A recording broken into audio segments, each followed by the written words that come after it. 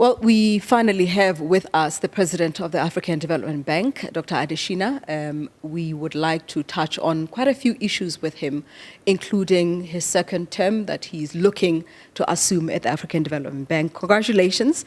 The African Union Council has endorsed you. It is a great honor to serve as president of African Development Bank. It's not a job as far as I'm concerned.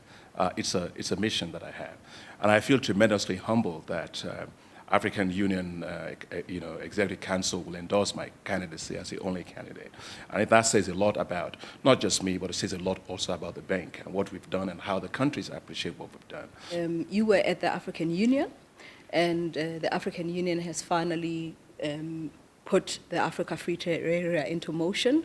In terms of operationalization, we know that South African Wamkele Mene has now been appointed as Secretary General of the Secretariat.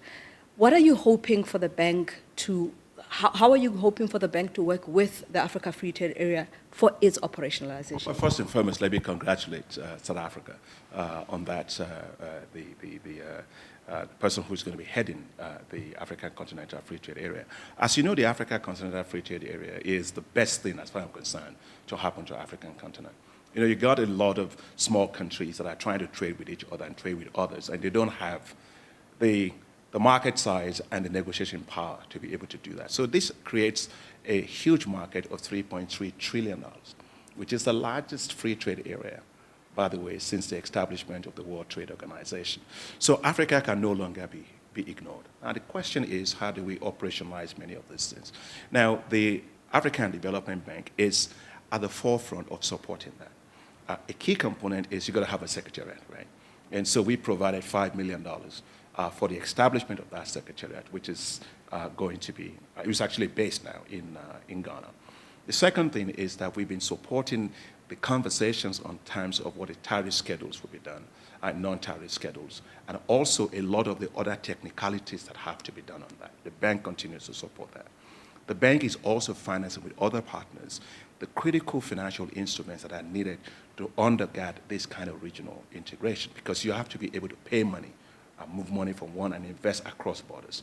And so ourselves, we've already invested $1 billion in trade finance that makes it possible for people to be able to trade, access to finance across countries. We've also working with the Afri-Exim Bank, by the way, that also have a new financial payment system that will allow trade to be able to occur across those countries. But the bread and butter of trade is infrastructure. If you don't have infrastructure, what are you trading? Right? And so the bank continues to invest hugely in infrastructure. We've invested more than $9.5 billion in regional infrastructure, in ports, in airports, in rail, in highways. And these are the things that are very critical to be able to move goods from one place to the other. And so we will continue to do our work. You know, we didn't wait for the Continental Free Trade Area to continue to invest in infrastructure. So we just continue to do more of that. Were you surprised that Nigeria tried to challenge Mene's appointment?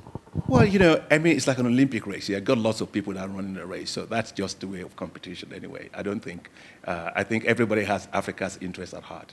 I think at the end of the day, we support Africa Continental Free Trade, and we're going to throw a big support behind it. The coronavirus, this is a problem that's facing the whole world, and it's not just a health crisis. It also speaks to what can happen to countries in Africa that are trying to supply China, trade with China, and we understand that it might knock off about 3% of China's GDP. What sort of mitigation do we have in place? Well, you know, it's quite unfortunate what has happened with the coronavirus. It's now a global crisis, right? And it's affected more than 60 countries right now. And as you know, there was a case that was found in Nigeria, another one in Algeria. And so far, Africa has been kind of not affected so far, thank God, in the situation. But, you know, prayers are important, but you've got to take precautions as well. I think part of the issue is that, first, we need to protect ourselves a lot more. And so in terms of surveillance systems, epidemiological management systems. I want to commend the WHO and my brother, Tedros, that's there, is doing a great job of managing that. At the beginning of this crisis, no more than 2 countries actually had the ability to be able to screen and diagnose what's happening, South Africa and maybe one other country. But right now you have about, maybe 46 of them, which is actually very good. So preparedness is rising. So maybe a little bit of the delay in having any cases have actually helped us in being able to build that capacity. Second is the fact that because we have been affected largely by Ebola, I think the preparedness of the countries was much better in terms of, sensitizing population, wash your hands, do all these things. These are the things that normally we were doing during the Ebola. So maybe there's an impact of that in it. But third, however, is that we do need to still build, in my view, a very solid quality healthcare infrastructure on the continent, and I can talk about that later on in the interview. But when it comes to what all this means for economies, you've seen already $6 trillion has been wiped up of the global economy, right? And so supply chains are being disrupted, right? From agriculture to electronics to small parts for vehicles, everything around the world.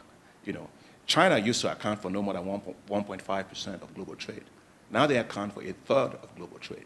So you can see that interconnectedness and the risk factors are so critical from this situation. So, so far, we think that we've seen it as a potential headwind.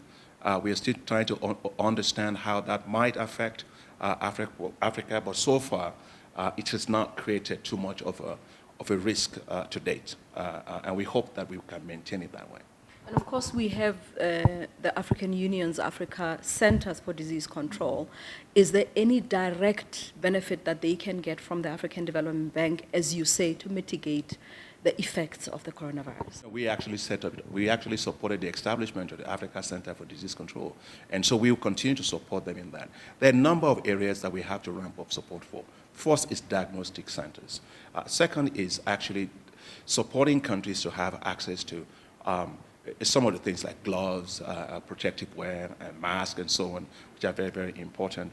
But also trying to make sure that there is the overall public healthcare system continues to be strengthened. So I think that so far, in fact, next week, as soon as I get back, I'm having an emergency meeting at the bank in terms of looking at how we'll be supporting countries as they deal with this particular pandemic. Let's talk about the World Bank's recent statements about African countries being over-indebted. You came out very quickly in defense to say that that is not the case. However, we see countries like Zambia, for instance, that are unable to meet, even if it's bilateral or lending or lending between them and China alone, but that are unable to meet their obligations. Why would you come out in defense? I think it's not a battle between the World Bank and us. It's just an issue of being clear on what the facts are. The fact of the matter is that African countries, right now, Africa does not have a debt crisis.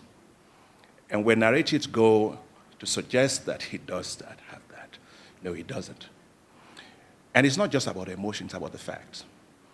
Yes, the mean GDP to debt to GDP has risen in Africa. It used to be about, probably about 38%.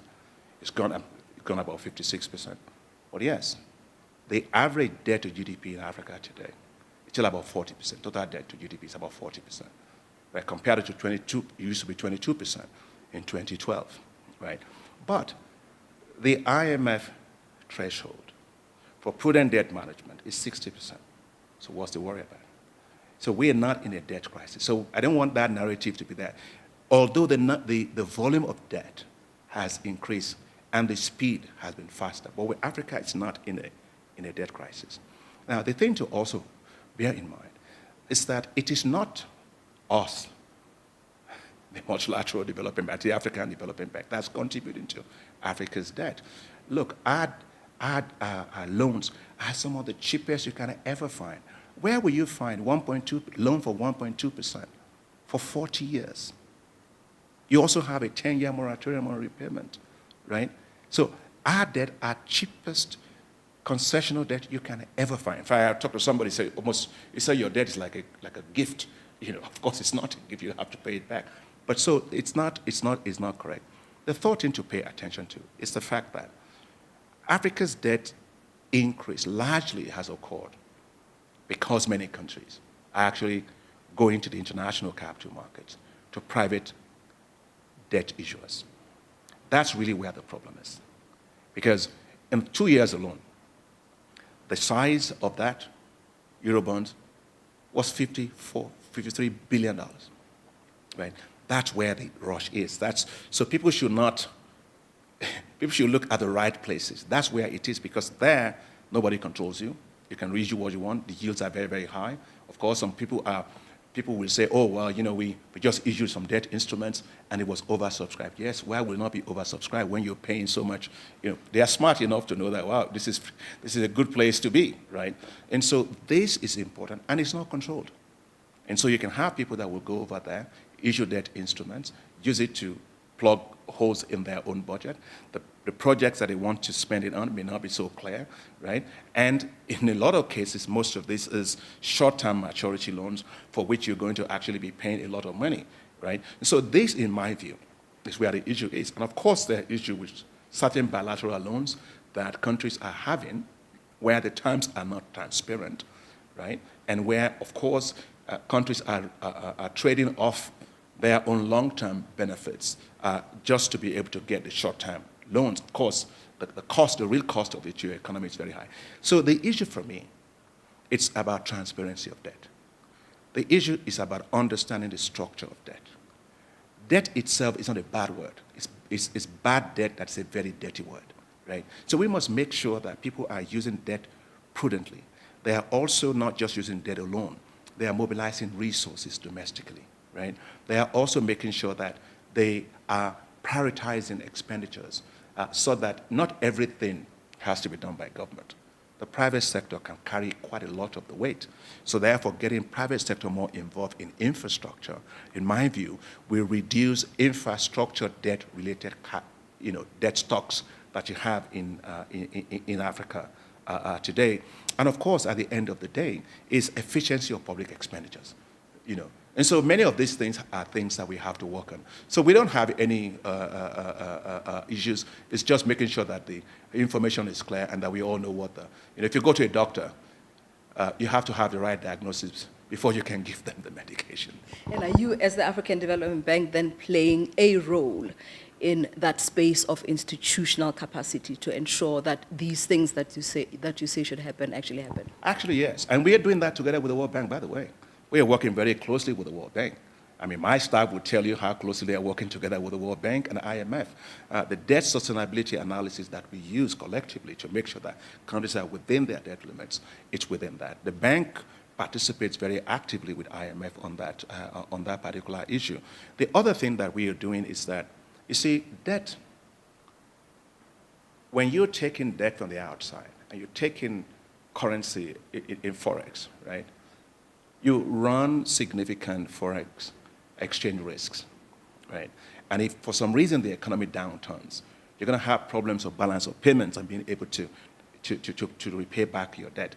So local currency financing is a very, very important part of this. So the African Development Bank has launched massive programs on financing debt, but in local currencies. In fact, we've done it here in South Africa. We've done it for a number of other countries, Uganda and so on, and Nigeria, wherein you must also match the maturity of your debt with what you are spending it on infrastructure. So if your infrastructure is clearly going to give you returns in the long term, you want to make sure that the maturity matches the revenue profile of the investment that you are making. We are also supporting African countries to basically just do better public expenditure reviews. I mean, you and I will not just take our credit card and go anywhere and just buy anything we want, right? You've got to prioritize. Not everything you see in the store that is important. It's not everything you also see that you like, that you can afford, right? And so the same discipline that you and I will use when we use our credit cards is also what we try to work with our African countries to prioritize expenditure and to make sure that they are not overstretching their budgets. And South Sudan, we see a unity government coming in, but of course the country remains fragile. Are we going to see the African Development Bank assisting to ensure lasting peace and stability there? Oh, absolutely, yes. By the way, the bank, there are 3 countries that actually owe arrears payments to the bank. And one of them, of course, is Sudan, which includes both Sudan and South Sudan, around their zero option policy. The other one, of course, is Somalia and Zimbabwe. Just last week, by the way, Wednesday, the African Development Bank Board approved a framework, right, in which we are going to clear the arrears for Somalia, which is huge.